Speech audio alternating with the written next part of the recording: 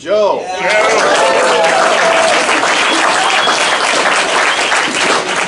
Hi, my name's Joe. I'm a crystal meth addict. Joe. Anybody here at Position of Neutrality for the first time tonight? Oh, they're all veterans. Nope, one or two. Good. First of all, welcome. Second, let me warn you in advance, you're liable to experience us a little different than other meetings of the fellowship you may have attended. The primary reason is that we intend for you to have a different experience here. What we do here, we've done for a lot of years now. We just take a look at the suggested instruction for a step or so a week directly out of this book. And we use this book in Crystal Meth Anonymous. Why? The process described by the authors of this book has been proven to work with addicts of the hopeless variety. Addicts to alcohol and other substances. So although we call it a study because that's the word people relate to, it's really not a teaching. What we have here is a sharing. I'll show you how I find my experience in the book. I'll encourage you to have your experience with the book, and if we both do our job, we will share a spiritual experience in here tonight. How many of you have been here before and know that that happens? Yep.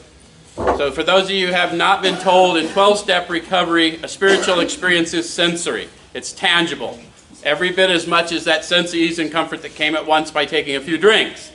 And if it's not, and you are truly an addict of the hopeless variety, this process would do nothing for you. Does that make sense? Yep. So tonight we're going to be in step one. Cool. So, just a warning, you're going to probably have some highs and some lows, because that's the nature of step one, that bounce trying to make a decision, right? Okay, I don't know why, but I feel compelled to explain to you who Sober Motor Company is and why there's a camera here. I didn't even think anything about it until someone was offended last week by it. But the fact of the matter is, Sober Motor Company is Jay and Sandy Dow's passion. And they carry the message to people who can't get out to meetings. People who are locked up, people in detoxes, prisons, what have you.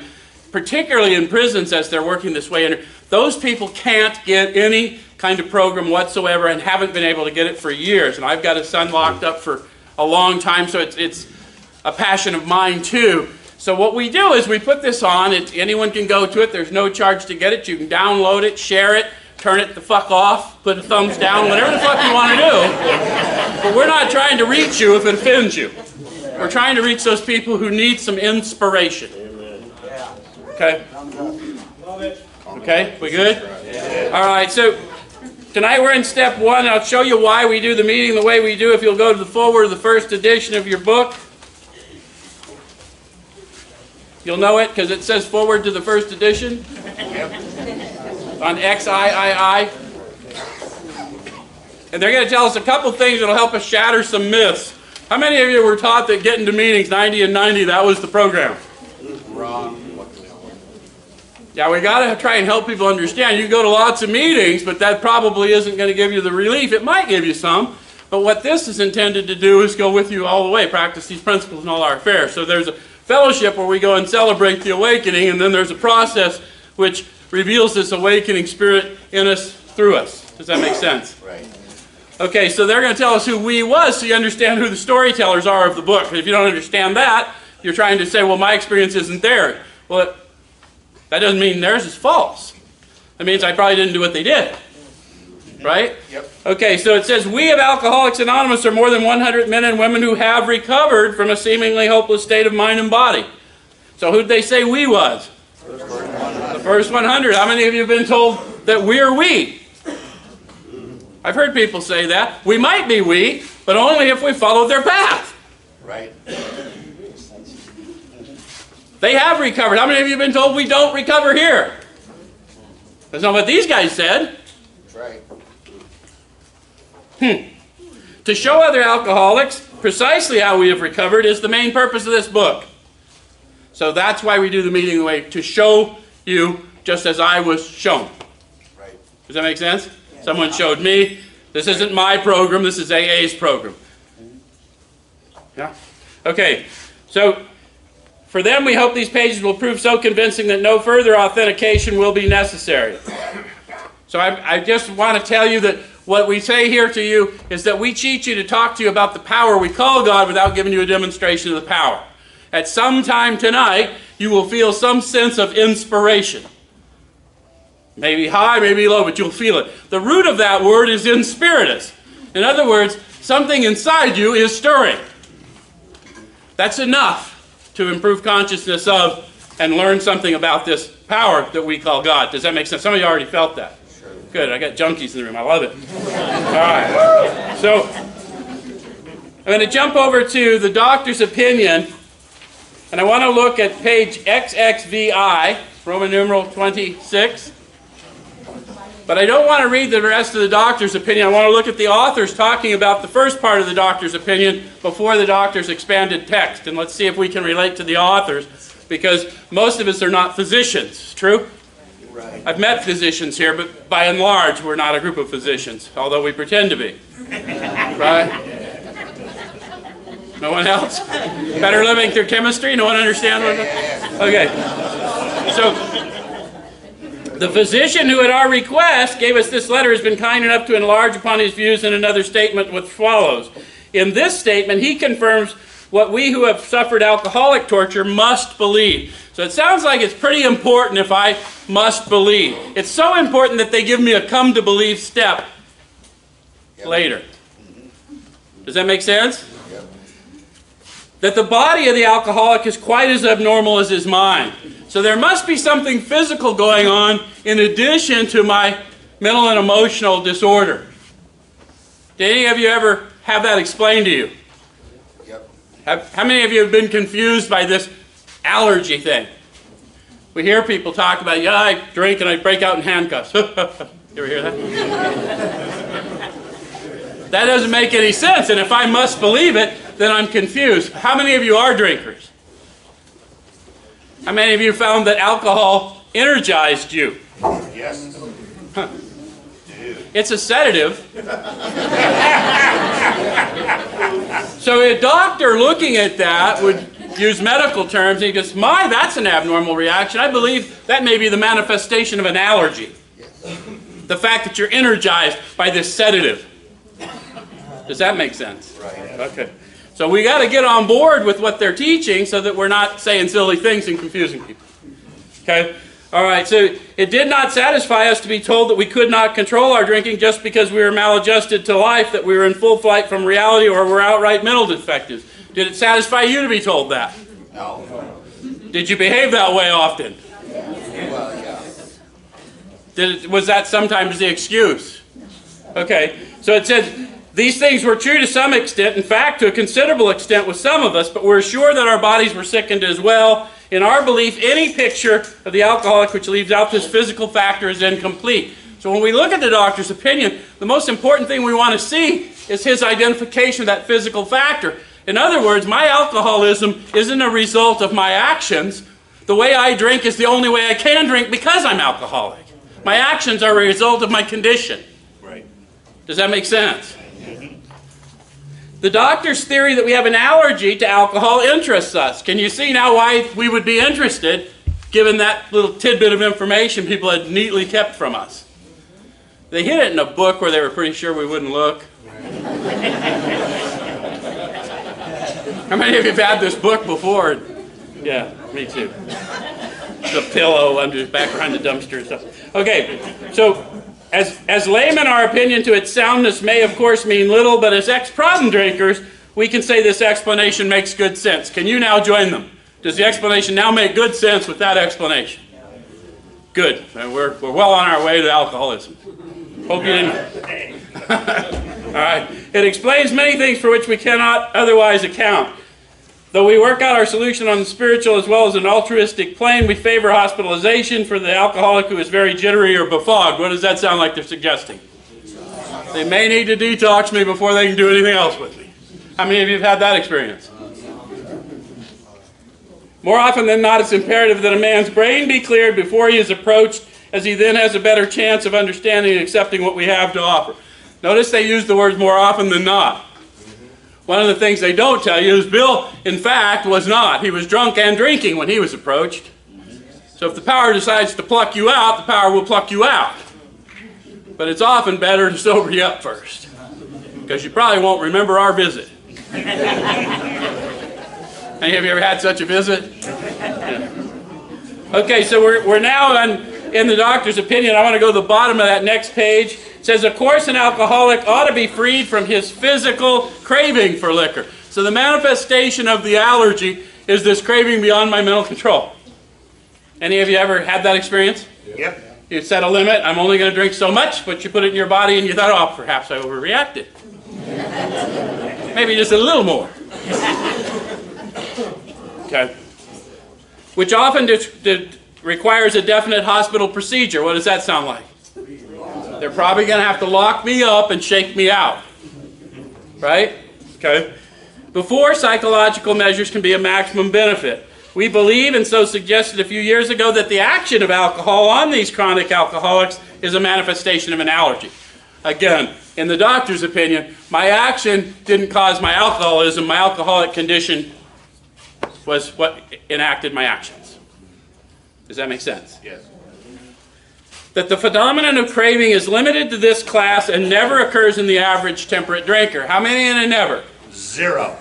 So this is strictly for you. Have you ever put alcohol, cocaine, methamphetamine, heroin in your body and found that you could not control the amount you took?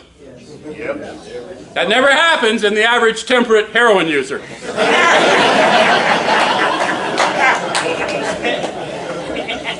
These allergic types can never safely use alcohol in any form at all, and once having formed the habit and found they cannot break it. Have you formed a habit and found you cannot break it? Once having lost their self-confidence, would you say you'd lost your self-confidence? Some people don't like to admit having lost self-confidence, but when we start showing up in fellowships looking for support, that's evidence of a loss of self-confidence. Does that make sense? Their reliance upon things human. How many of you came and hung out in the fellowship and then found you still couldn't stay? Sometimes that's a gradual loss of things human because we're told just hang out, get in the middle of the pack so they don't pluck you out. And they didn't know I had fucking rocket boosters. I shot myself out. Anyone else know what I'm talking about? Motherfuckers can't fence me in, you know what I mean? Okay.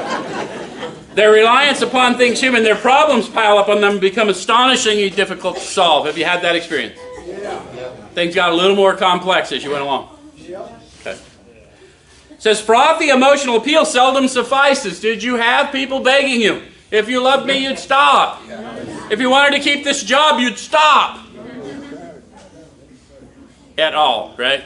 Yeah. Okay, the message which can hold these alcoholic people must have depth and weight. What do they mean by those words? The problem centers in my mind, so I'm going to have prejudice naturally. So this message has to hit me at the soul level. Even when I don't understand it, I've got to know it. Does that make sense? In nearly all cases, their ideals must be grounded in a power greater than themselves if they are to recreate their lives. Why would they think that? Because my life was grounded in the belief in a power greater than myself. It was methamphetamine, heroin, cocaine, and alcohol. I had to have it to live. Anyone else know what I'm talking about? Okay. So I'm going to have to replace it. Because abstinence doesn't work for me. Okay. All right. So then I want to go to the bottom of that page. It says, men and women drink essentially because they like the effect produced by alcohol. Do you all like the effect produced by whatever? Yeah.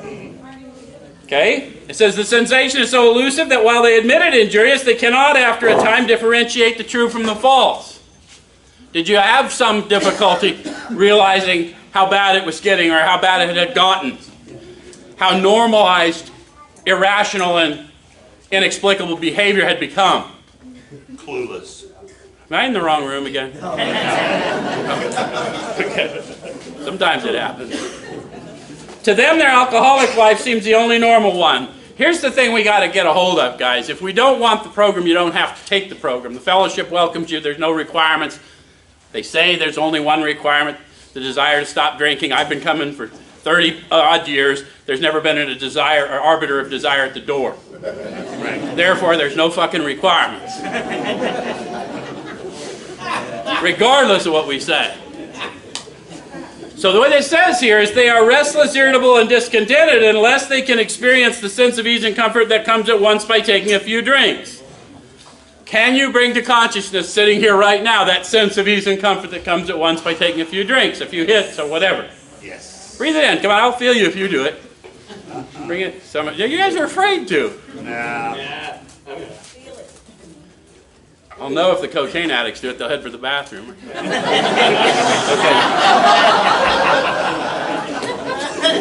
Okay. Drinks which they see others taking with impunity. After they've succumbed to desire again, as so many do, and the phenomenon of craving develops, they pass through the well-known stages of a spree, emerging remorseful, with a firm resolution not to drink again. Has you had that happen to you? Oh, yeah. How many times? Can you count how many times? Neither could they. This says this is repeated over and over. And unless this person can experience an entire psychic change, there's very little hope of his recovery. What do they mean by an entire psychic change? They talk about revolutionizing the way we live, right? So we're going to live by the Spirit instead of the senses, right? We're going to start to realize that the world reflects how we think and feel. It doesn't cause how we think and feel. So we're going to pay attention to our internals rather than our externals. The externals lie. Can you see why this might work? Okay. Okay, on the other hand, and strange as this may seem to those who do not understand, once a psychic change has occurred, the very same person who seemed doomed, who had had so many problems he despaired of ever solving them, suddenly finds himself able to control his desire for alcohol, the only effort necessary being that required to follow a few simple rules. So that's the doctor's opinion. It's in the doctor's opinion. Those of us who are really addicts of the hopeless variety realize that I never control my desire. My desire got removed, but it looks like I'm controlling it. Does that make sense? Yes. This is the doctor's opinion. You got to understand, everything's in the section. They say the words they mean the words they say. So I'm not going to regain control. Control's what I'm addicted to. Alcohol, methamphetamine, cocaine, heroin were a symptom of my control addiction.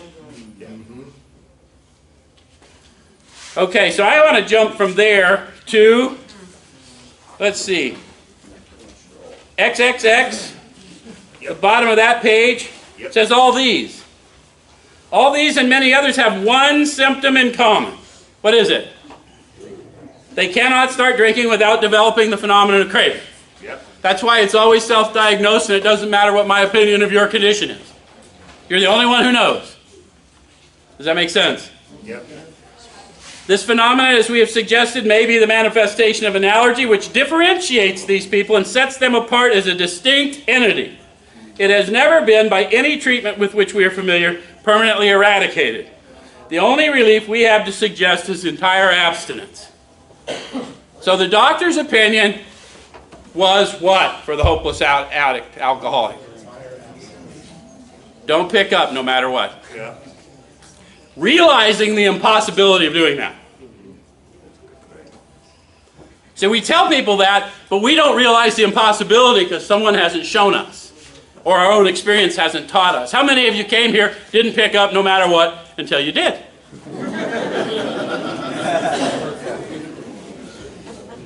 So we might want to read further, just in case we wanted to gain access to some power that replaces that power I sought in the alcohol, methamphetamine, cocaine, and heroin. Yeah? All right, so I want to jump over now to page 18. And the top of that page says an illness of this sort, and we have come to believe it an illness. So why does step 2 not mention God? Yep, there's a variety of reasons. Half the original fellowship were atheists or agnostics, so the word itself would bother them. But all I have to do is become willing that there is power greater than me, and I'm intimately familiar with it. Yep. Does that make sense? That's a good start, because I don't need healing till I know I'm sick. I won't seek a great physician until I know I have an illness no one else can touch. Does that make sense to you? Yep. Okay, so an illness of this sort, and we have come to believe it, an illness involves those about us in a way no other human sickness can. If a person has cancer, all are sorry for him and no one is angry or hurt. But not so with the alcoholic illness, for with it there goes annihilation of all things worthwhile in life. How many of you have watched all things worthwhile in life get annihilated in your own life or others? Did you find a lot of empathetic people around? Oh, I'm so sorry for your alcoholism. So nothing's changed in all these years. Society still doesn't view it in the same way. But we need to view it differently, and that means we're going to need a power greater than us, because how many of you in recovery have tried to help someone and got enraged by their behavior and active addiction? Perhaps you don't understand alcoholics, right? Powerless is not a theory. Okay? All right, so it goes on to say it engulfs all whose lives touch the sufferer. It brings misunderstanding, fierce resentment, financial insecurity, disgusted friends and employers, warped lives of blameless children, sad wives and parents. Anyone can increase the list. Do you all have such a list? Okay. So it says, we hope this volume will inform and comfort those who are or may be affected. There are many. All of those people, it'd be nice if our family members could actually be shown how this book is read too, which is why we welcome the Al-Anons in here and anyone wants to come. Okay. We hope this volume will inform and comfort those who are maybe affected. There are many highly competent psychiatrists who have dealt with us, have found it sometimes impossible to persuade an alcoholic to discuss his situation without reserve. Strangely enough, wives, parents, and intimate friends usually find us even more unapproachable than do the psychiatrist and the doctor. Did you guys get to where you didn't try and explain yourself to anybody? How many of you didn't explain yourself to anyone because you didn't understand yourself either? Yeah. Why are we unexplainable? Because there isn't any explanation, right? The only explanation that ever made sense to me was what these people wrote. Okay? Then it goes on to tell us, and they did it in italics, so we might want to pay attention, but the ex-problem drinker who has found this solution. Now they've told us a precise path to find a power greater than ourselves. So the solution is what we seek, but the process is not the solution. So we don't want to teach people that the process is the solution. The steps are not the solution to our lives. The solution is revealed to us, through this proven process, who rarely have we seen a person fail. People have followed our path. Does that make sense to you? So they're telling us again that who is properly armed with the facts about himself. How do I get armed with the facts about myself? I meet a power greater than me in 2 that presents as power, peace, happiness, and a sense of direction. I ask that power I just met, tangible power, to empower me to enact a decision, the first step of which is a searching and fearless moral inventory of me. Why do I want to do that? Because even though these guys were atheists or agnostics, they said that great reality was found down within them. But sometimes they had to search fearlessly. So it's kind of a no-brainer why the steps are ordered the way they are, right? So I'm going to embark on this search inward instead of outward to see what the world is showing me. Okay? And then it says, can generally win the entire confidence of another alcoholic in a few hours. Until such an understanding is reached, little or nothing can be accomplished. How many of you had that experience? You finally met someone that not only did they know this solution, but they also knew the process through which that solution could be revealed to you. And it made sense, probably for the first time ever, even if you couldn't repeat it. It impacts us, doesn't it? Okay. So then it goes on to describe this person, that the man who is making this approach has had the same difficulty, that he obviously knows what he's talking about, that his whole deportment shouts at the new prospect, this is a man with a real answer. That he has no attitude of holier than thou, nothing whatever except his sincere desire to be helpful. That there are no fees to pay, no axes to grind, no people to please, no lectures to be endured. These are the conditions which we have found most effective. How did they find those conditions to be most effective? By being the exact opposite. So when you find someone obnoxious, remember they're showing you something going on within you. They're not showing you anything about them. Does that make sense? Yep. And when you find yourself behaving that way, go inward, get power. Does that make sense? Yep. Okay, after such an approach, many take up their beds and walk again. How many of you have heard that in another book? There's nothing wrong with you. Pick up your mat and walk. The authors aren't disguising it. Why do we? That's right. None of us makes a sole vocation of this work, nor do we think its effectiveness would be increased if we did. We feel that the elimination of our drinking is but a beginning. How many of you discovered that by eliminating your drinking? Took away what you thought was the problem, no more alcohol, now I got another problem. Because I haven't treated the restlessness, irritability, and discontent, which we've known about for 80 years. Okay. I'm going to jump from there to, let's see. Let's go to top of 20. First paragraph, you may already have asked yourself why it is that all of us become so very ill from drinking. Have you ever asked yourself that? I think that's odd. I never asked myself that. I had doctors tell me for years I was going to get very ill, so I figured it was part of the plan. But anyway, but it says you may have, so you know, odd. Okay, doubtless you're curious to discover how and why, in the face of expert opinion to the contrary, we have recovered from a seeming or hopeless condition of mind and body. Are you perplexed by that declaration? I think a lot of people are, because we got people in the fellowship to this day that the minute someone says, I'm Joe and I'm a recovered alcoholic, they go, oh God, what one of those? We don't recover here. I've heard it. I don't say it anymore because I really don't want to see their fucking reactions. But the fact of the matter is, these guys say recovered 17 times. I don't think they misspoke. They're going to tell us precisely what recovered is, and it's not semantics. If you haven't had the experience of being recovered, you may not know what it is. But the fact of the matter is, they tell us, in Ebby's story, Bill's story, Ebby witnesses that he'd been raised from a scrap heap and taken to a level of life better than the best he'd ever known. So to be recovered isn't a medical term. It wasn't even a medical diagnosis when they wrote this book. It's a mining term, to take from the scrap heap something thought waste and extract something exceedingly valuable. To reclaim. Does that make sense? How many of you have found you've reclaimed your life? How many of you discovered a life within your life because what you thought was a wasted life was now a purposeful life? But now you know what it is to be recovered. And the more we employ it, the more we feel the experience of redemption. Yes? Yes. Okay. All right, so if you're an alcoholic who wants to get over it, are you an alcoholic who wants to get over it? Yes. You may already be asking, what do I have to do? Well, that's what we're doing here, right? You don't have to do a fucking thing. Keep doing what you do and see how it turns out. But what you could do if you wanted what they got is, you know, in that chapter 5, what do they tell you? Rarely have we seen a person fail who's thoroughly followed our path. All right. So it is the purpose of this book to answer such questions specifically. The book is self-defining. They mean the words they say the words they mean. If you don't understand the words, get a dictionary, find a definition of the word that aligns with the way you think. Don't change the word, change your mind.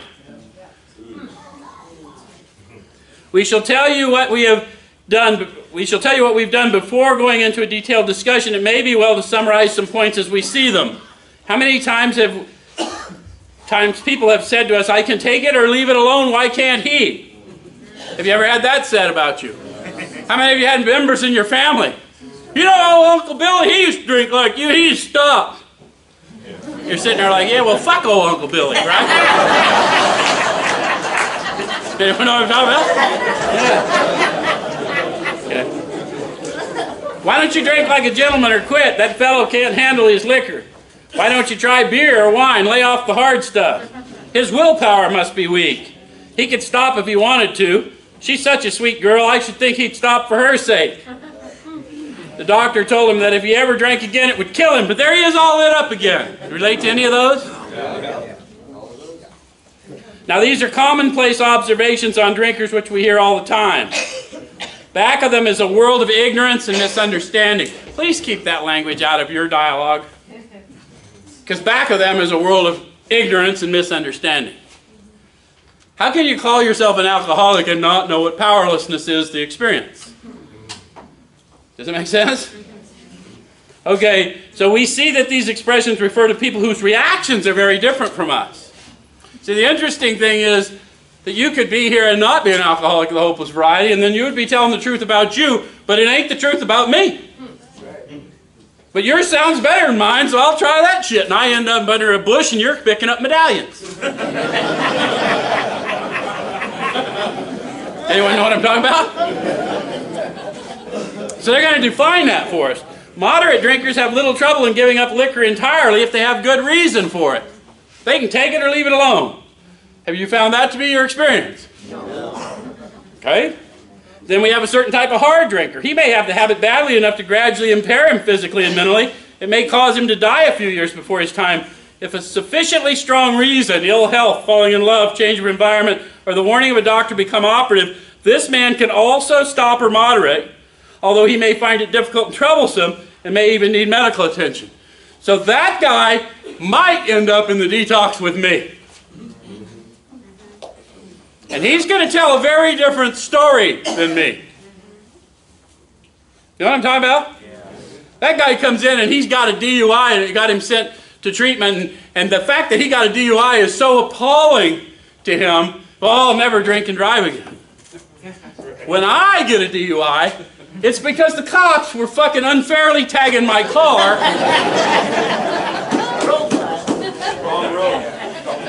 They were picking up everybody driving down that sidewalk that night. But what about the real alcoholic? Now this is what we might want to pay attention to. He may start off as a moderate drinker. Yep. How many of you did that? Had some years of normal or semi-normal or not terribly destructive, however you define it.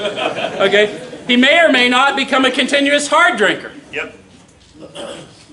But at some stage of his drinking career, he begins to lose all control of his liquor consumption once he starts to drink. Yep. So do I have some bingers in here? Okay. So again, it's always back to control, isn't it? Not the chemical itself or what action it may cause me to take, but the control is what we're focused on, right? Okay. So here's the fellow who's been puzzling you. So now they're talking to me, reading it sober, because they know I don't understand me. Now they don't really expect me to read it behind the dumpster and sober up, although I have tried. It didn't work well for me. But I could recite things like, rarely have we seen a person fail. Especially in his lack of control. He does absurd, incredible, tragic things while drinking. Have you got some of those in your story? Absurd, incredible, tragic things. He's a real Dr. Jekyll and Mr. Hyde. They're simply describing a bit of a personality change. Did you find that when you put whatever it is in your body that you had a bit of a personality change? Yes. Says he is seldom mildly intoxicated. He is always more or less insanely drunk. Now what I need for you to understand is, as a drinker, when I was insanely drunk, I did not believe myself to be insanely drunk. Right. But the medical professionals who met me said, dude, that's insane. Right? So just because you're not some picture of insanely drunk doesn't mean you're not insanely drunk. How many of you went to a detox and they did the tox screen and you blew like 3, 4, 5? They said, dude, you should be hospitalized. Hence my arrival.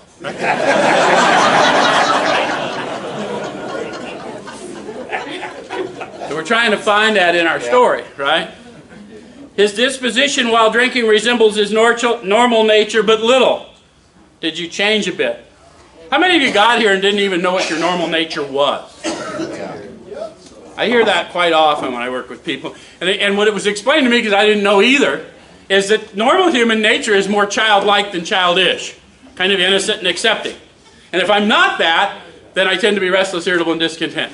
I'm too strung out on control to enjoy life. Does it make sense? Okay. All right, he may be one of the finest fellows in the world, yet let him drink for a day and he frequently becomes disgustingly and even dangerously antisocial. You had those experiences. He has a positive genius for getting tight at exactly the wrong moment. Any of you get a job opportunity and then celebrate it by just a little cocaine holiday and kind of blow the test the next day? Particularly when some important decision must be made or engagement kept. He's often perfectly sensible and well-balanced concerning everything except liquor. How many of you were confused because you could do all kinds of things well, and you were a hard worker, and you were smart, and you did all kinds of stuff, but then you just tear that whole son of a bitch down, just burn it down in flames? In that respect, he's incredibly dishonest and selfish. When that happened, did you start coming up with various reasons why that happened? He often possesses special skills and abilities, skills and aptitudes, and has a promising career ahead of him. He uses his gifts to build up a bright outlook for his family and himself, and then pulls the structure down on his head by a senseless series of sprees. So they're kind of talking to some of us that have had that experience, aren't they? He's the fellow who goes to bed so intoxicated he ought to sleep the clock around, yet early the next morning he searches madly for a bottle he misplaced the night before. Any of you drinkers where you drank to that point? Yep. Yeah.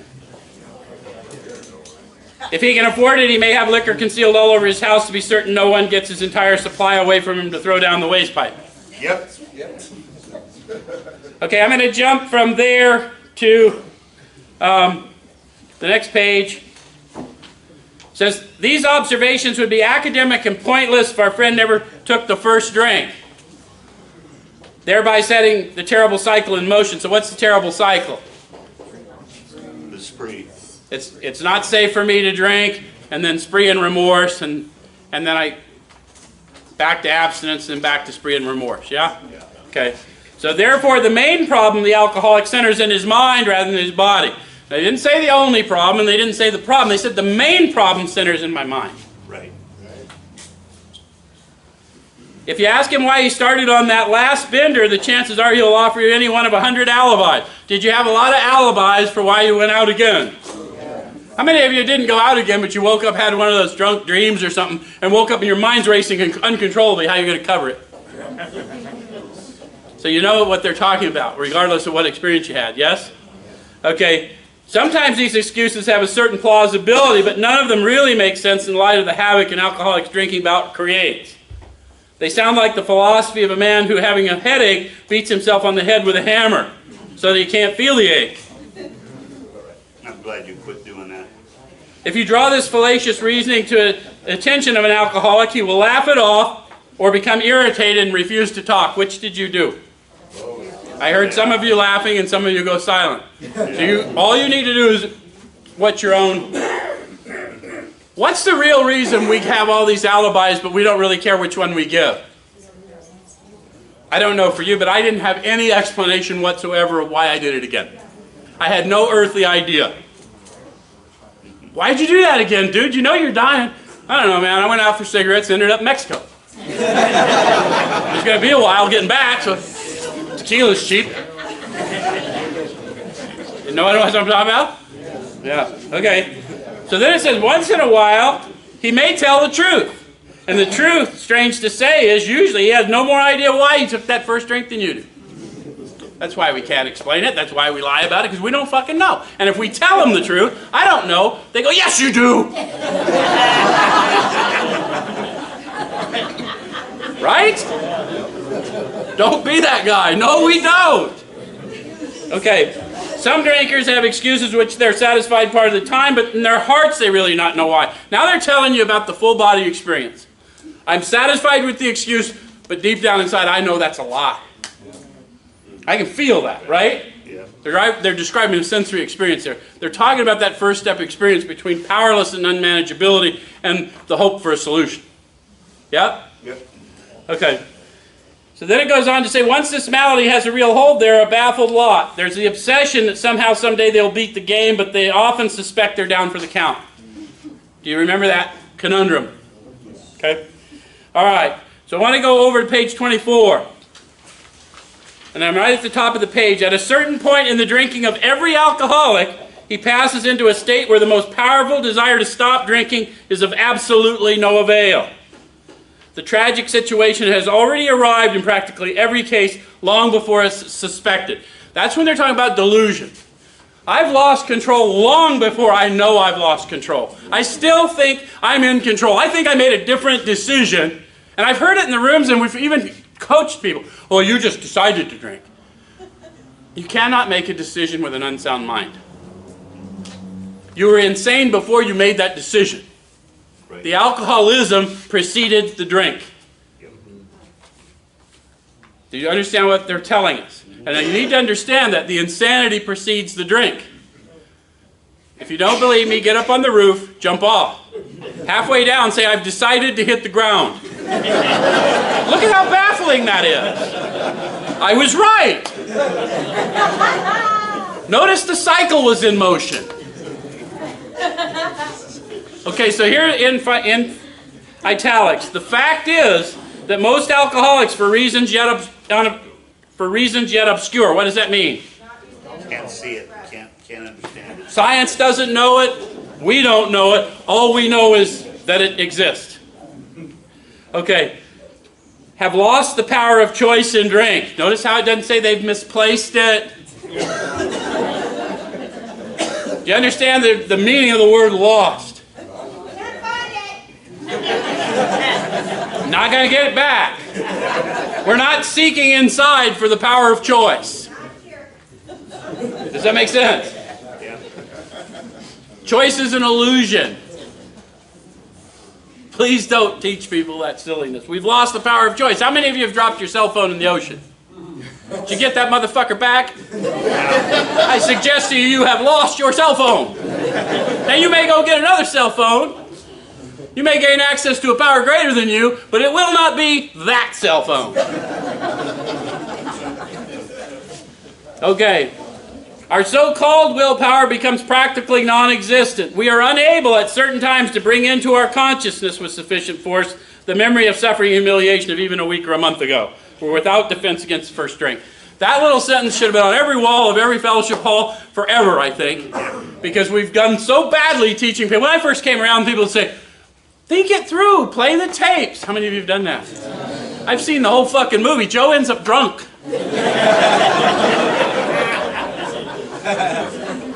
I've had people tell me, if you can't remember your last drunk, you haven't had it yet. I'm like, dude, I can remember my last one, the one before that, and the one before that. What the fuck you got for me? These guys have something for me. They separated the idea of memory from consciousness. I got a process that improves consciousness so I don't rely on memory. Right. I don't even need to look at memory because it's all illusion anyway. Right. Memory will cause suffering. What I need is consciousness. I need awareness of being aware. Right. Does that make sense? Yeah. Okay, so we don't remain powerless here.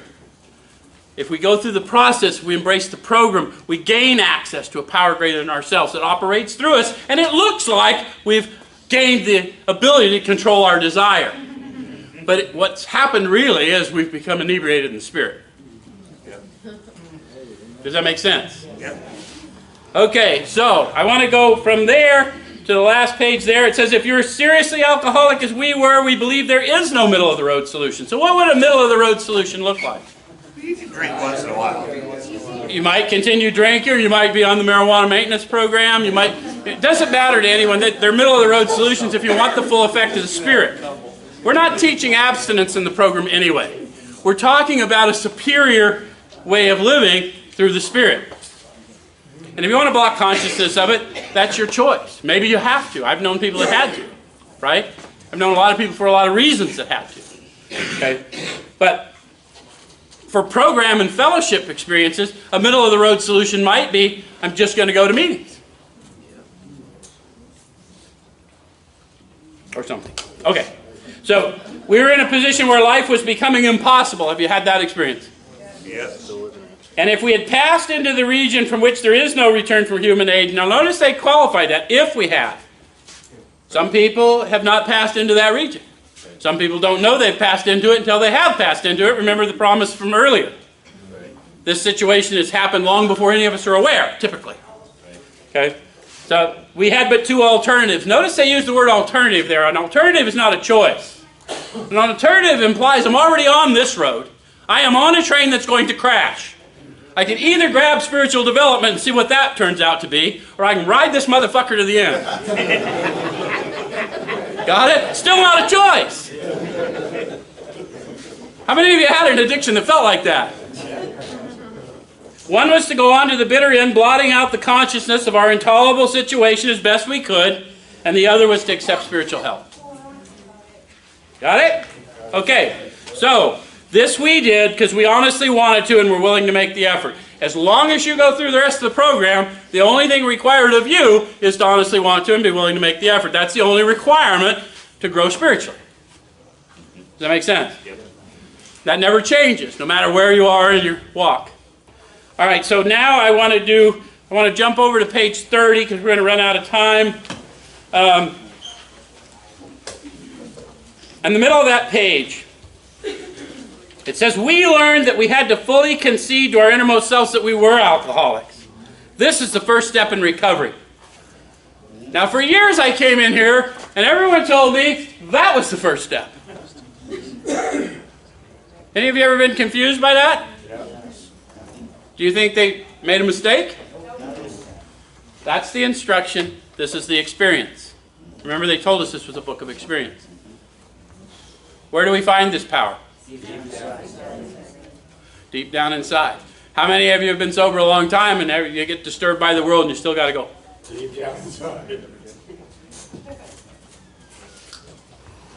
The delusion that we are like other people or presently maybe has to be smashed. We alcoholics are men and women who have lost the ability to control our drinking. We know that no real alcoholic ever recovers control. All of us felt at times that we were regaining control, but at such intervals, usually brief, were inevitably followed by still less control, which led in time to pitiful and incomprehensible demoralization. Did you have that experience? Yeah. Sounds like really shitty words, doesn't it? Yeah. We are convinced to a man that alcoholics of our type are in the grip of a progressive illness. Over any considerable period, we get worse, never better. We're like men who have lost their legs. They never grow new ones. Neither does there appear to be any treatment which will make alcoholics of our kind like other men. I want to... What the hell did I do? I want to go back up to the top paragraph there in the middle of that paragraph, because we're going to stop pretty quick. It says, the idea that somehow, someday he will control and enjoy his drinking is the great obsession of every abnormal drinker. So where is the main problem of the alcoholic? In the mind. In the mind. So they assume I'm going to sober up. So now I've got to read the book differently. The idea that he will control and enjoy his thinking is the great obsession of every abnormal thinker. Well, that's why I'm restless, irritable, and discontent, because I'm addicted to control. The most powerful substance in the known universe. And no amount of abstinence is going to fix that. I need superior power, not something synthetic. Does that make sense? Yep. Okay, cool. Next week we'll look at 2.